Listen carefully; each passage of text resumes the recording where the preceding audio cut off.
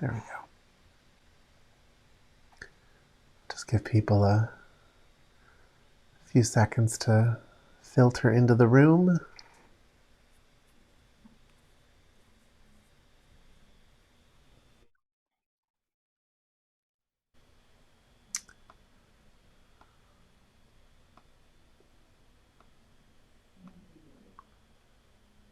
Okay.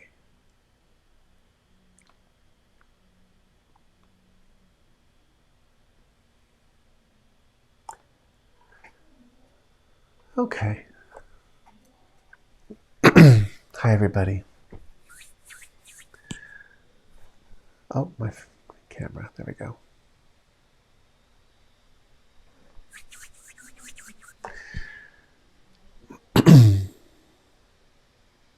Does anyone have anything that they'd like addressed tonight? Anything they'd like to bring up that we could talk about? Anything at all?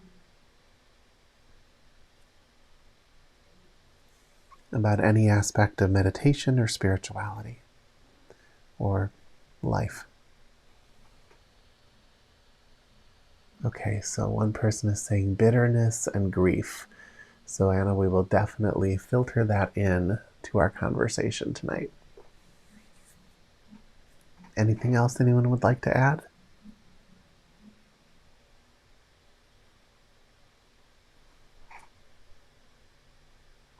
Okay. So if you think of anything, put it in the chat. First, let's get into the meditative state.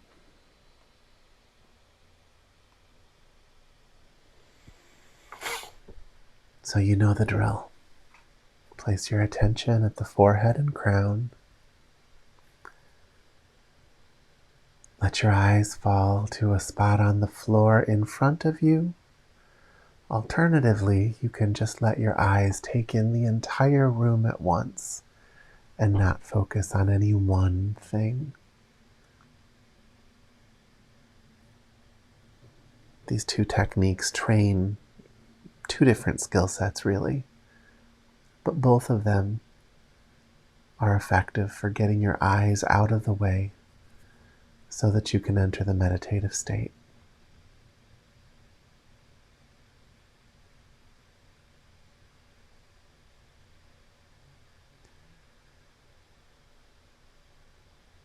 And from there, you want to just slow yourself down to the speed of this moment.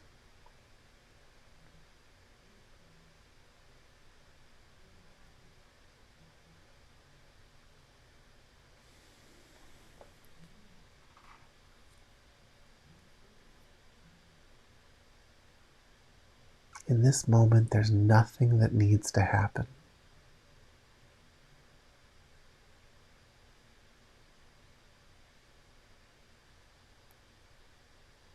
You can open up to this moment exactly as it is.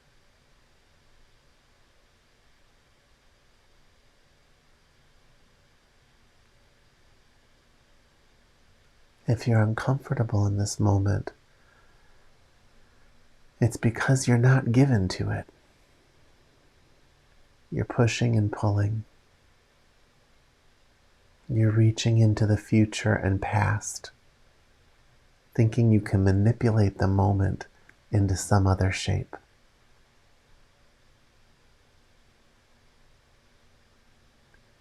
There's nothing you can create that is more complete than the moment you're in right now.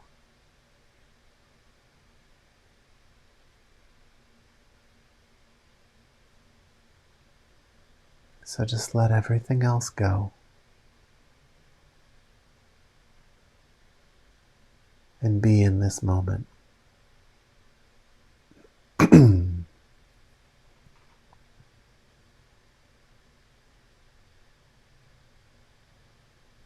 So here you are, sitting in your room on a Zoom call with the teacher, practicing meditation.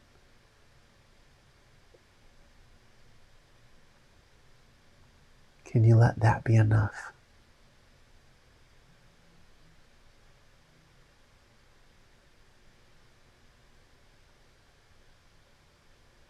Make your breath the center of this moment.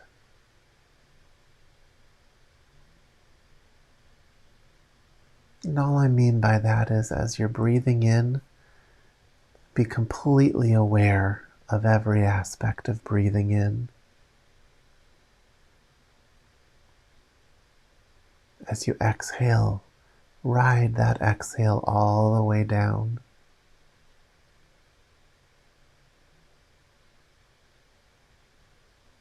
And pay such close attention that you're even aware of those little transition moments between the inhale and the exhale. That nothing space, that pregnant emptiness that exists at the top of the breath just after the inhale has ended but right before the exhale has begun. And that same space at the bottom of the breath.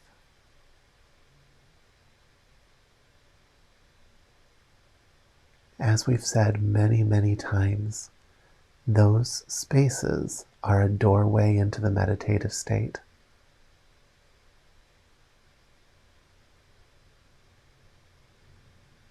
You don't have to create those spaces. They're already there. Just be aware of them.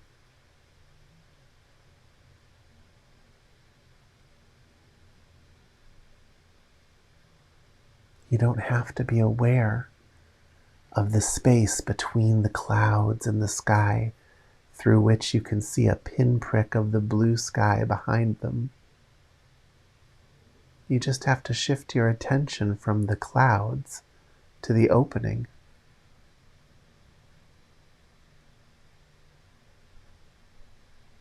And there it is, the other side of the sky. There it is.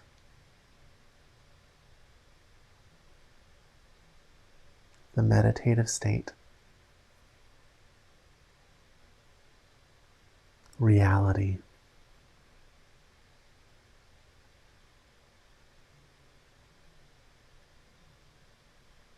That part of you that doesn't require incessant thoughts in order for it to be upheld.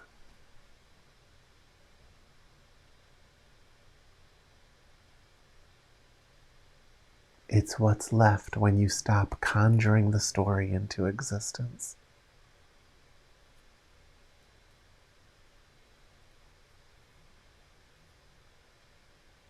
So sit in that. Attention at the forehead and crown. Slow yourself down to this moment.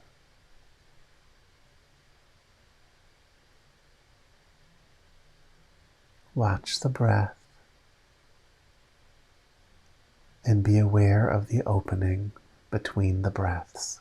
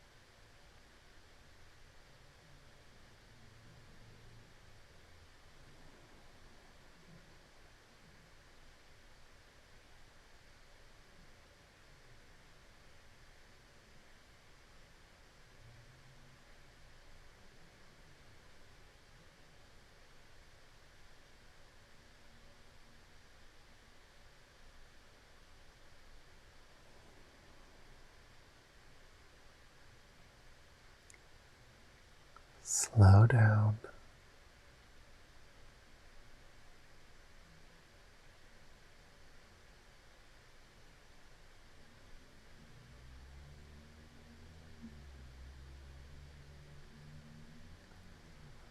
Let's slow down together right now.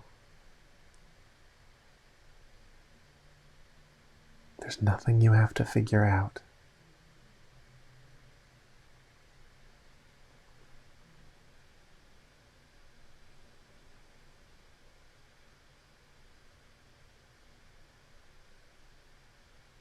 If you can slow down, you will enter a completed state.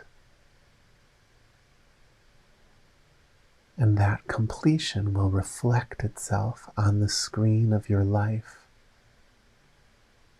by resolving the things you think need to be figured out for you.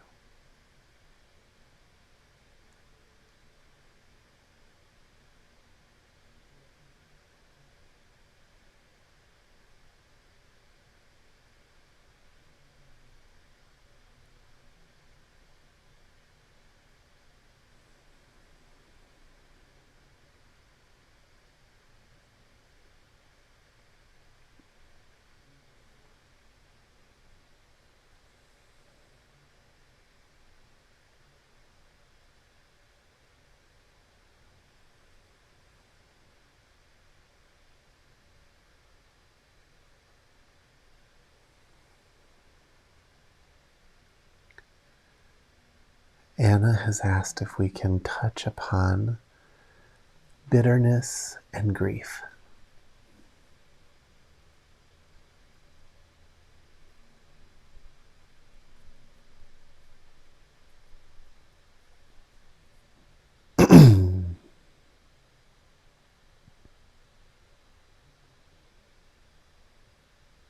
By bitterness, I imagine you mean resentment.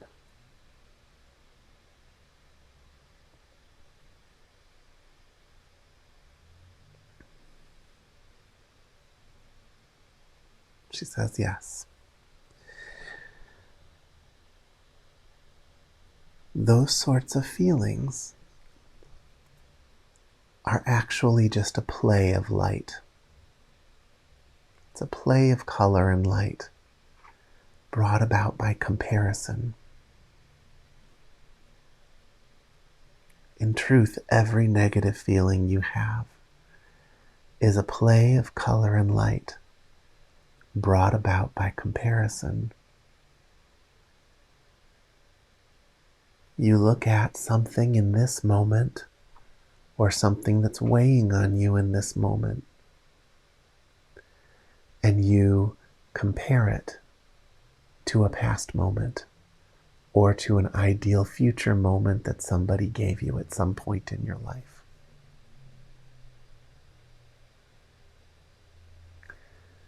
Creates a series of expectations then for a moment not to meet. And what that does is it actually creates a veil between you and the actual moment you're living. That veil, it's like a movie screen. It plays a movie, a story that captivates your attention. And that story is a story of loss. That story is a story of not enough.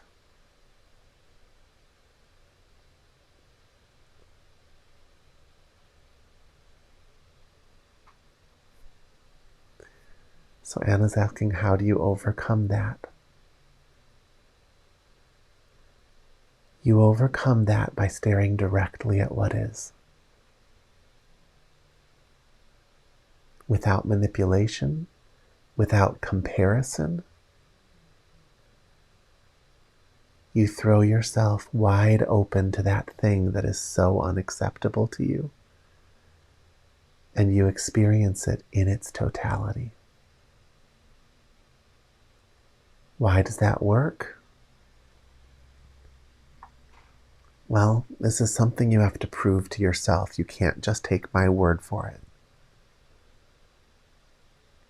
But those of you who practice, and those of you, everyone in this room has logged a fair number of hours in this room with me over the last year or so, at least.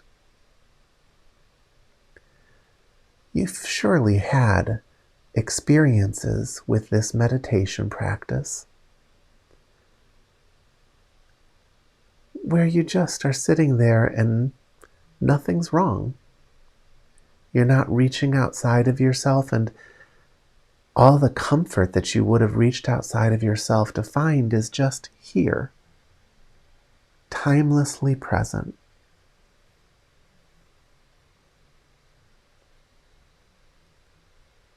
And at that point, when I feel the room get there, I usually say something to let you know that that's reality.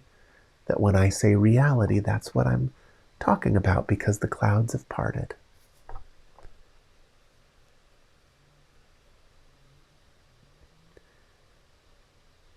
And then you leave this class and a story comes in,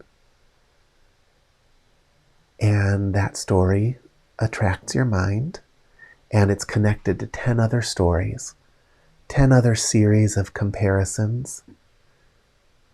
This person is more like this than that person who's more like that. This job is more like this when really it should be like that. This marriage is more like this when really it should be like that.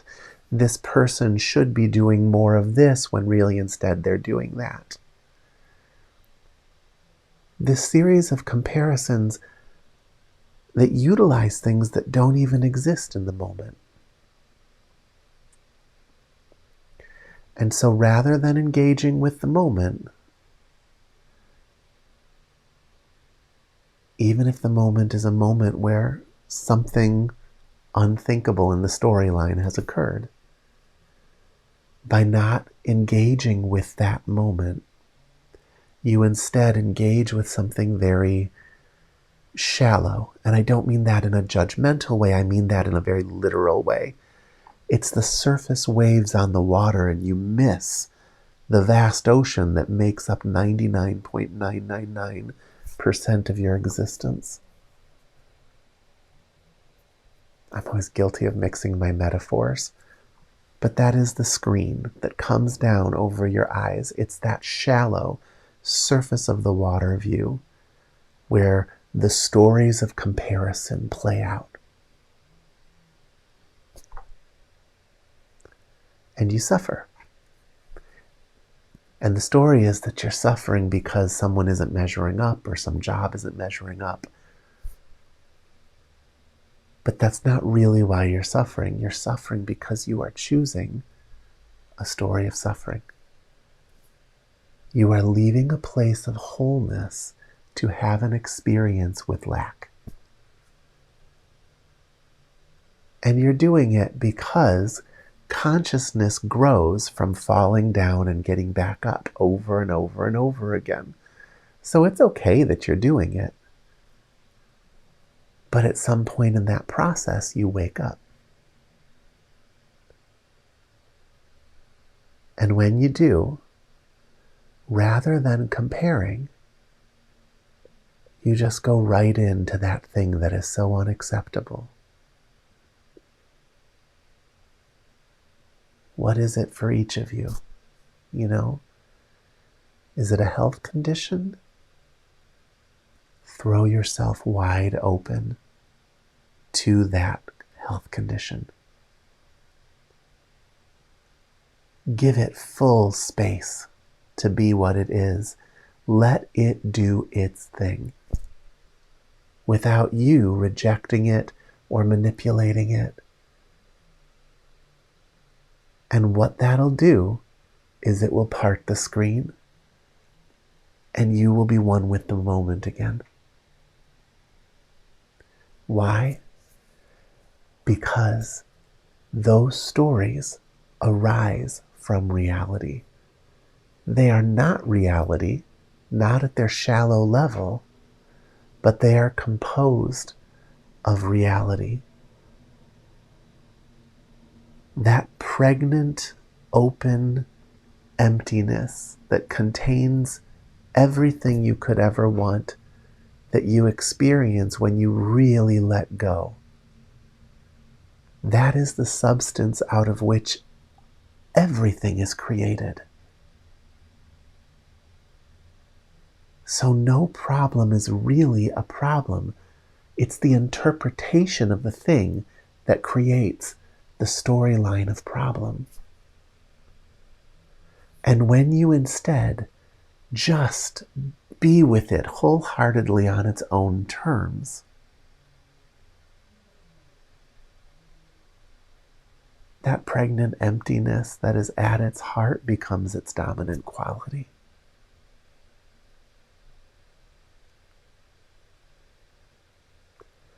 If you've lost something in your life, you know, there are kind of two aspects to this for grief. When you lose something that was very central to you and your storyline, and just sort of the vital connections that you feel in life, it does leave a little bit of a hole for a period of time.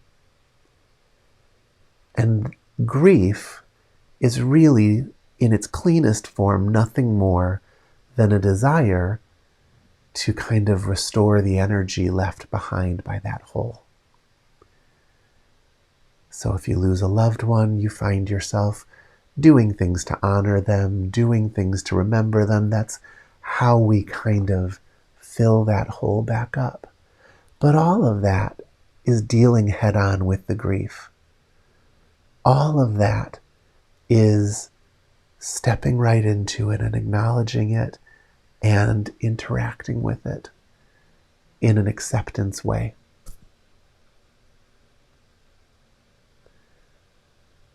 And so there are ways that you can take the storyline down that road. And I think, you know, we see most people when they're grieving doing some aspect of that. But if you need a respite from it, go right into it.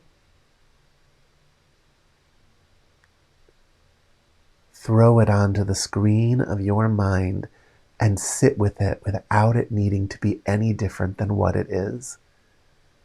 And just practice your breath with that in the space. And what you will find is that the divine light at the center of it will come forward and illuminate all of it in a way that frees you from the pain, at least for a while. Anna's saying, in the midst of the pain, it comes in waves. Absolutely. Those losses are real.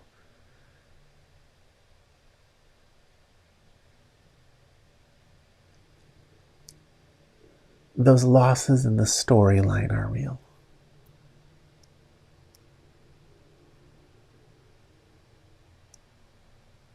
And they damage the stability of the story.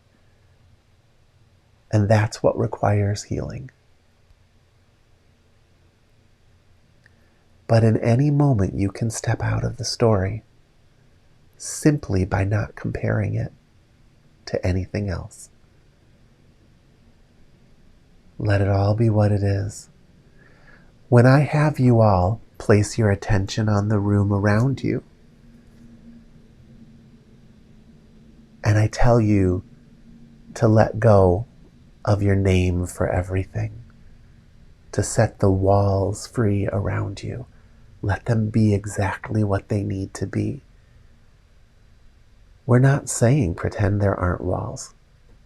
We're saying let them be exactly what they need to be. Give them the freedom to breathe themselves. And when you do that, you instantly can feel that their freedom is your freedom. The freedom you give is the freedom you experience.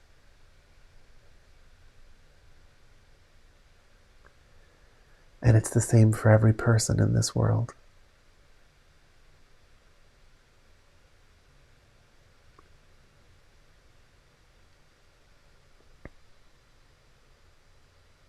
Doesn't mean it isn't hard when we lose someone we love.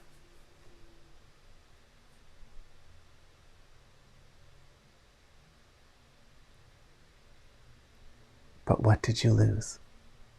And what did you gain?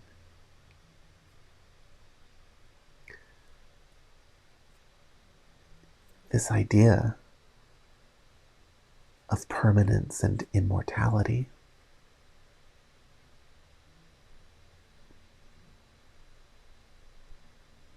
it's true in some ways and false in others. But what do you lose and what do you gain? A person comes into this world and they are made of the same substance that you are. It is the same consciousness shining through them that shines through you. So that part of them is still alive. It's alive in every conscious being on this planet. The rest is a lineage of stories. And when you were with them, you shared those stories. And those stories live inside of you. That's why when we grieve, we go back to those stories, because it takes that life energy and filters it through the storylines that made that other person who they were in your story. I mean, haven't you ever had that experience where you're talking to someone and you say something that is so like something one of your parents would say that you can almost feel their face superimposed on top of yours? And it just scares you a little bit? You know, you literally manifest that person in that moment because you know them.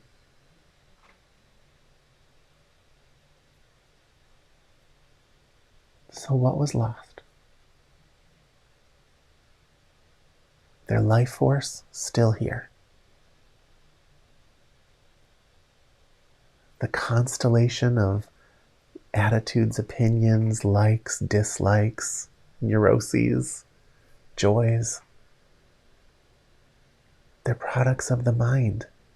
They lived inside of their mind, and to the extent that you were close to them, they live inside of yours. And that same life force moves through them.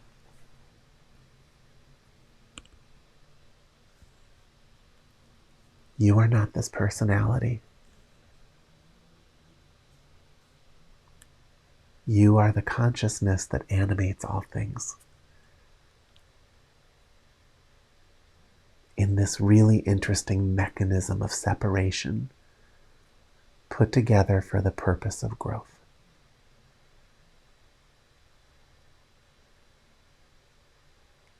And I know you've seen that before, in little ways at least. I don't think you'd be in a class like this if you hadn't bumped into that. So, no one can leave you because there's nowhere to go.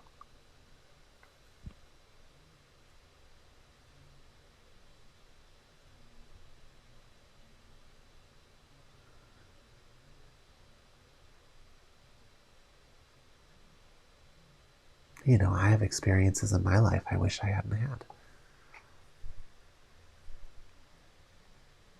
And if I let my mind go there, those things come up and become real again too.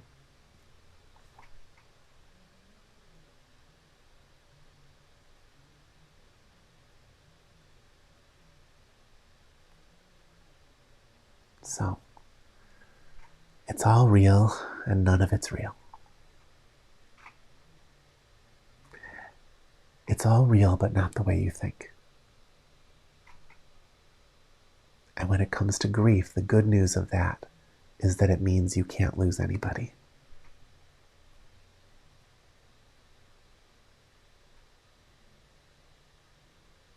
The ephemeral part of them was a lineage of thought forms that carry forward in you. So that's still there. The enduring part of them, you're one with.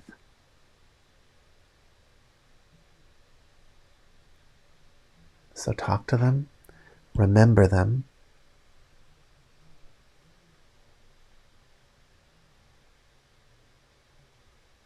and learn from what manifests in those moments.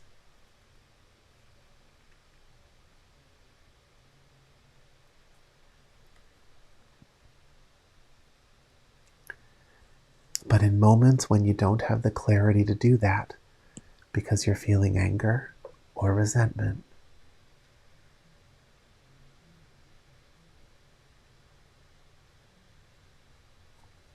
anchor yourself in the breath and then step right into the feeling. And just really let yourself feel it without manipulation.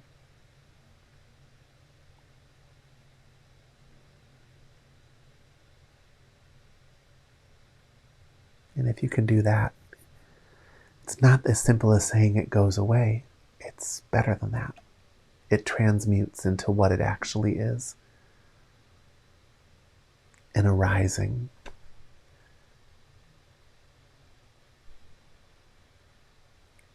from the divine pregnant emptiness.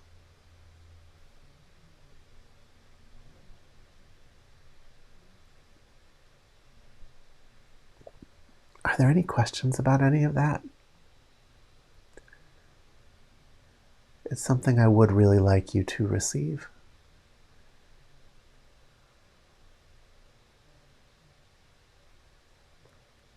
You know, we are going to have things happen that go against the storylines we were handed as children, handed at random, really. But at some point we have to look up and remember the goal of life is not survival at any cost. That's not the goal of life. If that's the goal of life, this is a rigged game. The goal of life is growth.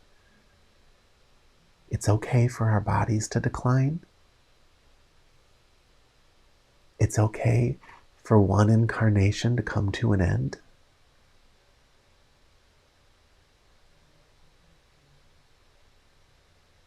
You know, the people who tell you that there's some end point you have to get to, they're usually the ones charging you money and selling you something.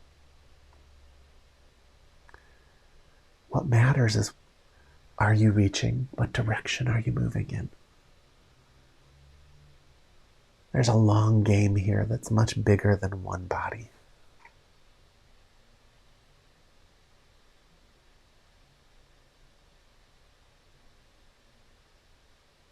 Let it all breathe. You actually get further that way.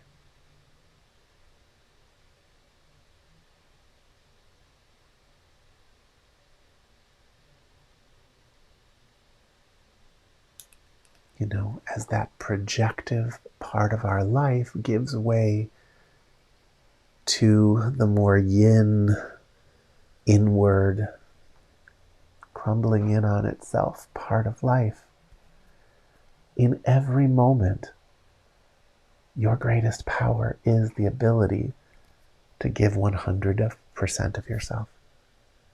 100% of what you do have.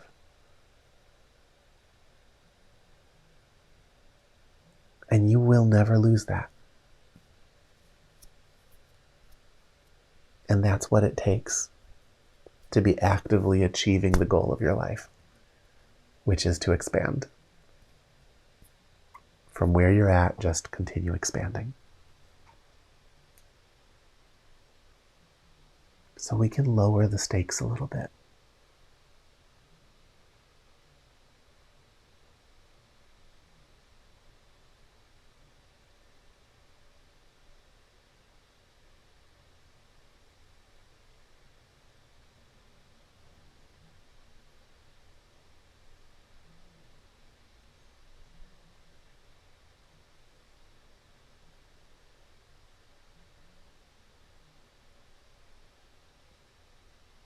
Sometimes if somebody is very young, you know, there are techniques that a teacher can use to create a storyline that undoes the storyline. It's a high drama path. I've been on that path. But it's just a technique. The truth is, let go.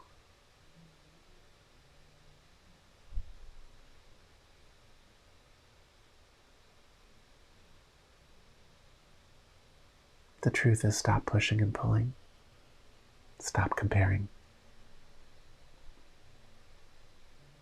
And don't be mad at yourself that you spend some time every day pushing and pulling and comparing. Just make sure once a day minimum you step out of it so that you can see clearly again.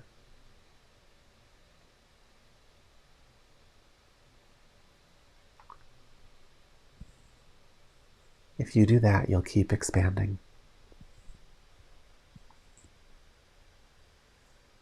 And then if every now and again you go through phases where you practice for longer,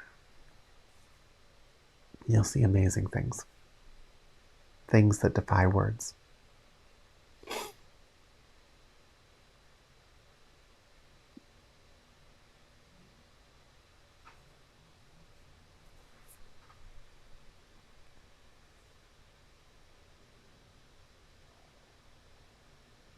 But the worst stories in this life are made of the same substance as the best stories in this life.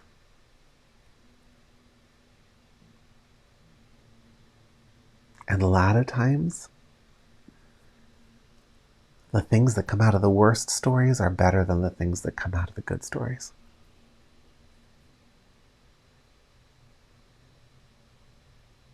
You know, the people I see who had things so easy most of their life, they can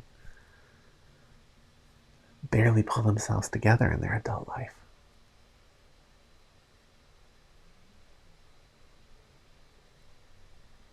It looked so good for so long, but there was no growth there because there was no challenge.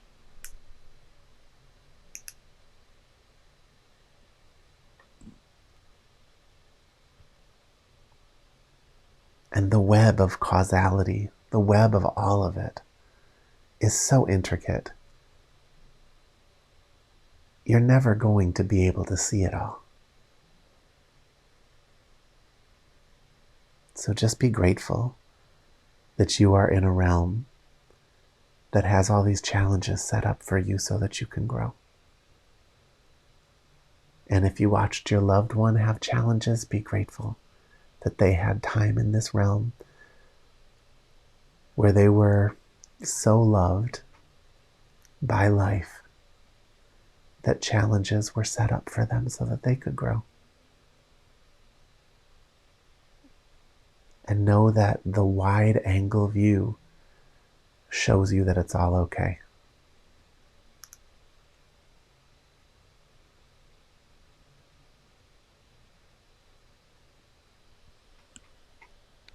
Yeah, Anna. Anna says it hurts so much because I loved so much.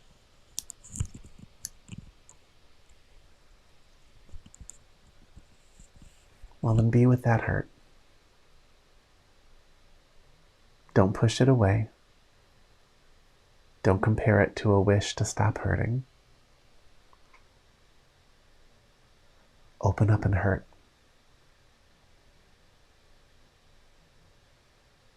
Let it open your heart even further. It's okay.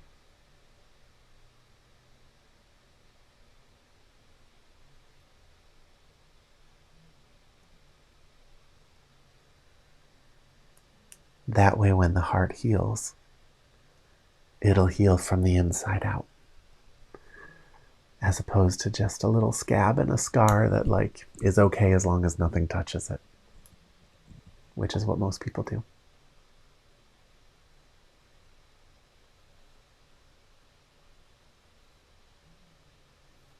You know, if you go to my website, there's free resources on the emotional freedoms technique. That might be something for you to start working with. But also, if you need to see a therapist or talk to somebody, don't keep yourself from getting help if you need it.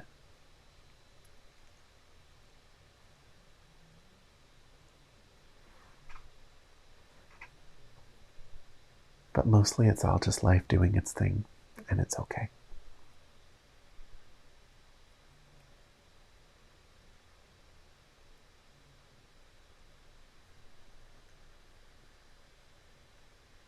All right.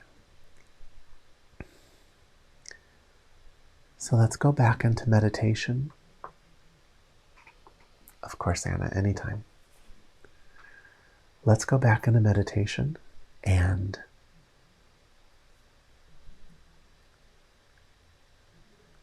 I want you just to throw yourself open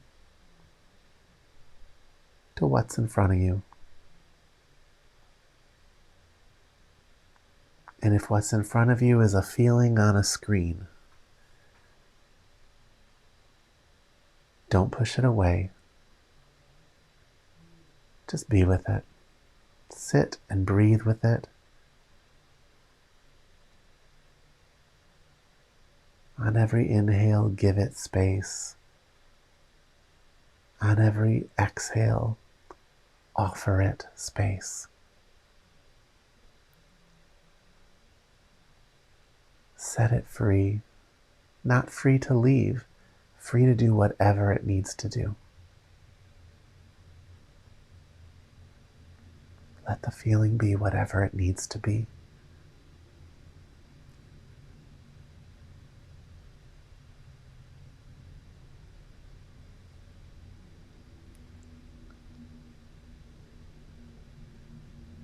If you can do this wholeheartedly with every inch of yourself, you'll see the divine emptiness at its core.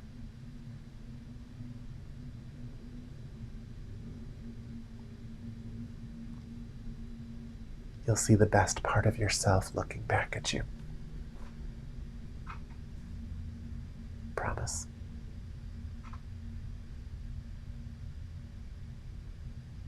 But you gotta give 100%. 99.9 won't do it. So use your breath.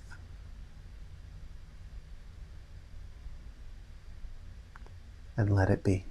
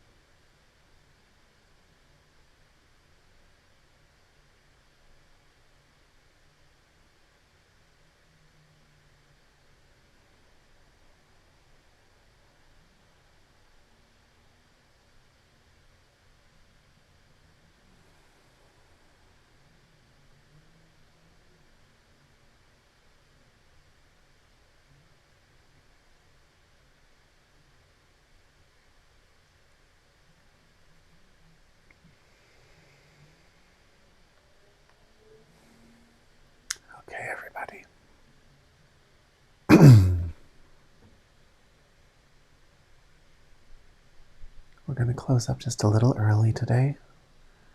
But this week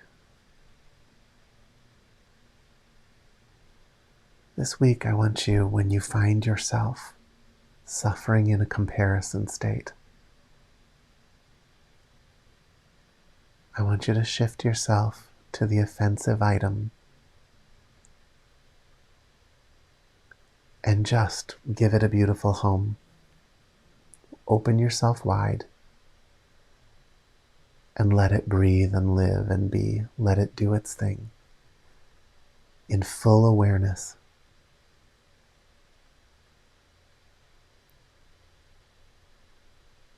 Until you can see your highest self at the center of it.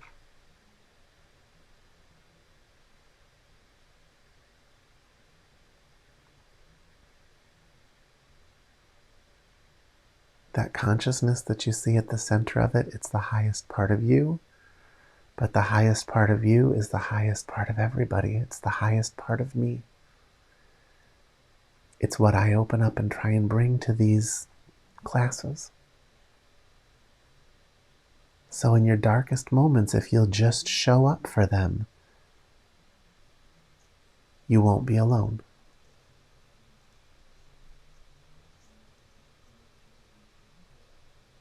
You're never alone.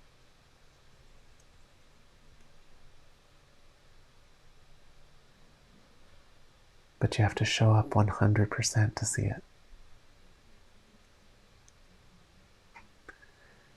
Any questions about that before we end the session?